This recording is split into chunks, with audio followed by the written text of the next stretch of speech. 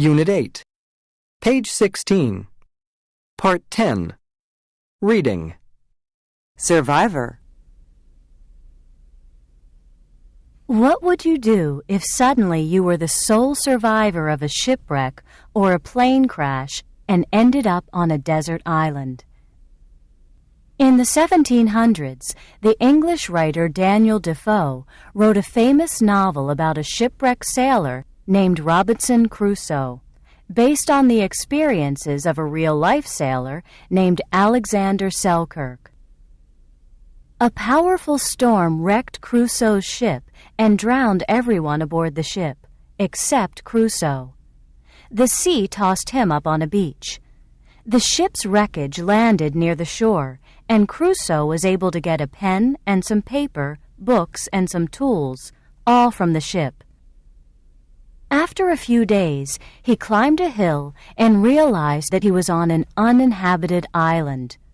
Crusoe had to survive by himself.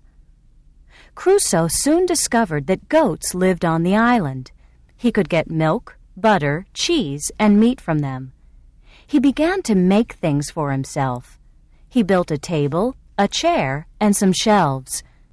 Near the cave with his supplies, he built a well-protected home. Crusoe also began to keep a journal of his experiences. He needed to communicate, if only to himself. In a small valley, Crusoe found wild grapes and other fruits and vegetables. He dried the grapes to make raisins, which became a favorite food of his. With a few grains of rice and barley from a sack from the ship, the sailor was soon growing large fields of grain. For several years, he experimented with making bread, and he finally succeeded. One of Crusoe's biggest frustrations was the lack of bottles or jars in which he could cook or store food. Over time, he managed to make clay pots that were strong enough to hold liquids.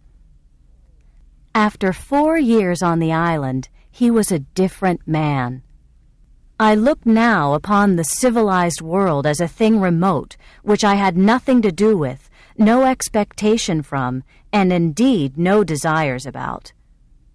Crusoe spent his time as a castaway building and inventing. He made a suit from animal skins, as well as an umbrella. He even made a small canoe in which he traveled around the island. He passed 24 years in solitude. Then, unexpectedly, while he was walking along the beach one morning, Crusoe saw something frightening. A group of natives with prisoners. The natives were preparing to kill and eat the prisoners. Crusoe managed to drive them off with a gun from the ship. He saved one of the prisoners and named him Friday. His new companion was loyal and intelligent. Friday learned English so that Crusoe had someone to talk to. Then one day, an English ship anchored near the island. With the help of some crew members, Crusoe gained control of the ship. Although he hated to leave the island, he sailed away on the ship. He had spent 28 years there. Crusoe eventually returned to England to tell his amazing story. End of Unit 8.